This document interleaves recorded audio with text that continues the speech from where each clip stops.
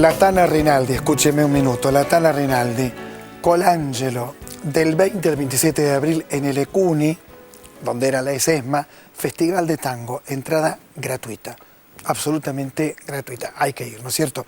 Bien, Jaume Cabré, autor catalán, notable autor catalán, Yo confieso, es el libro, un libro que pone el eje en dos cosas, el mal representado por la Inquisición y representado por el nazismo. Mire la nota.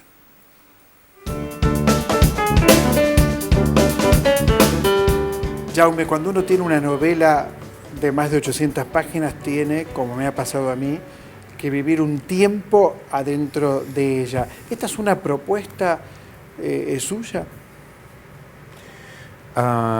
No es una intención, no es algo predeterminado, sino que es una consecuencia del crecimiento orgánico que va teniendo el mundo que me aparece entre manos a medida que escribo.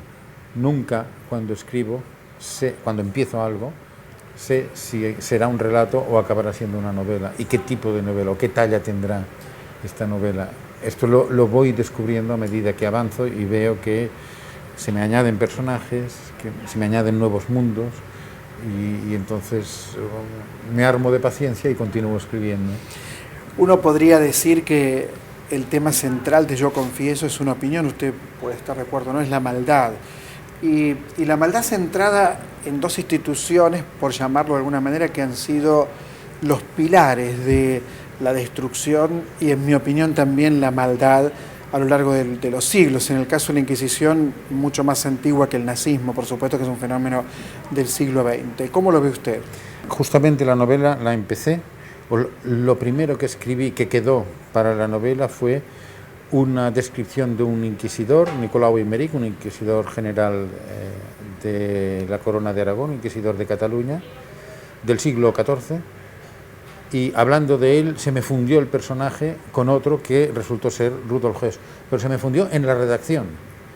Dije Nicolau Aymeric, que entró en el orden dominicano, y luego digo, nació en Baden-Baden.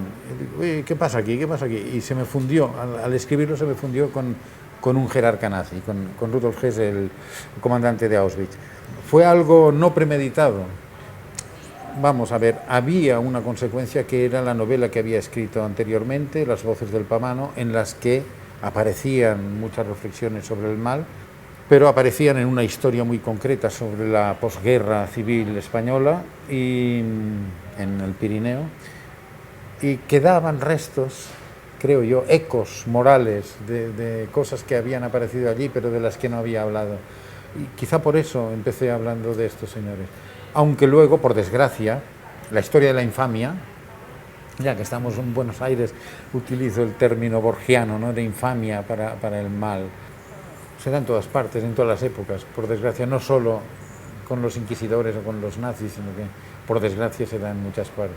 Incluso diría que un descubrimiento que hace el protagonista es que el infierno de verdad es que el diablo no exista. Que esto si lo piensas con detenimiento da escalofríos, es decir, que el mal somos nosotros los que lo llevamos.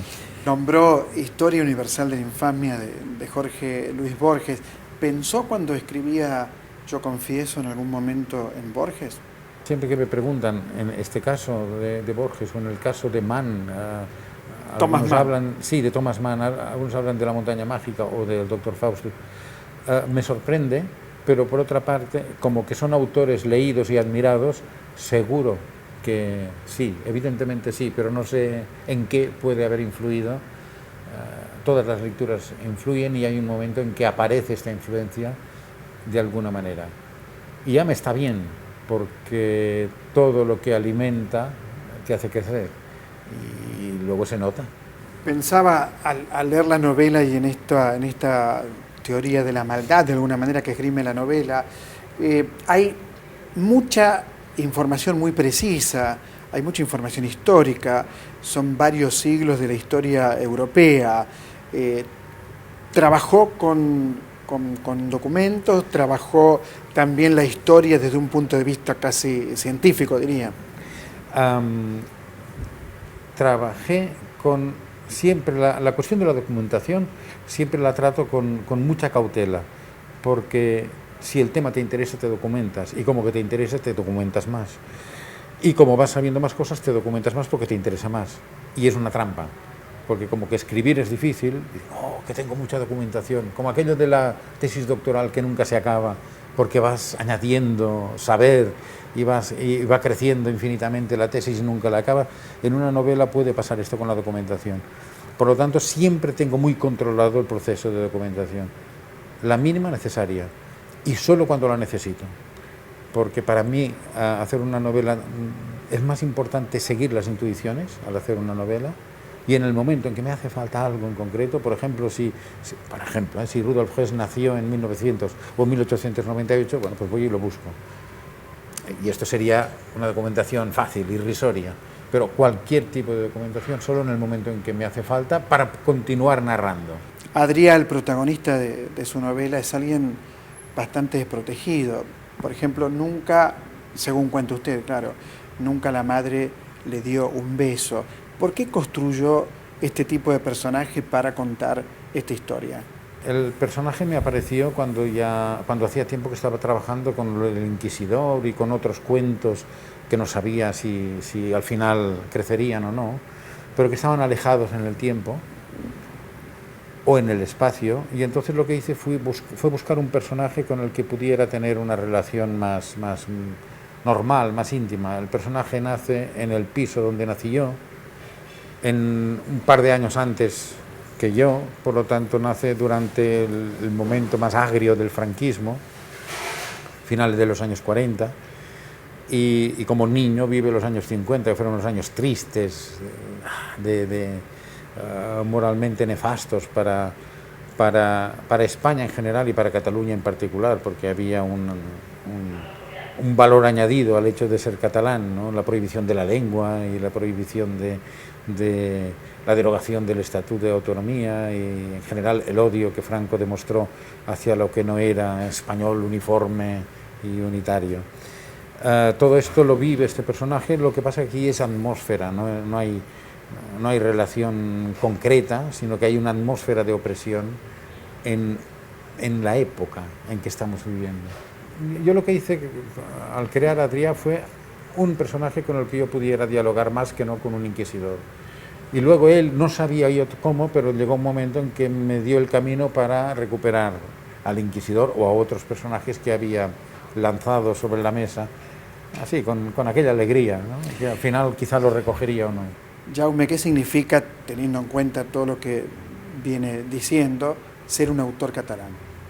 Bueno, autor o un ciudadano catalán quiere decir que siempre tenemos una preocupación de más, que es la de la pervivencia de la lengua, porque es algo que es curioso, pero en España hay una cierta indiferencia hacia el interés que tenemos para conservar la lengua, que es la lengua de tu vida.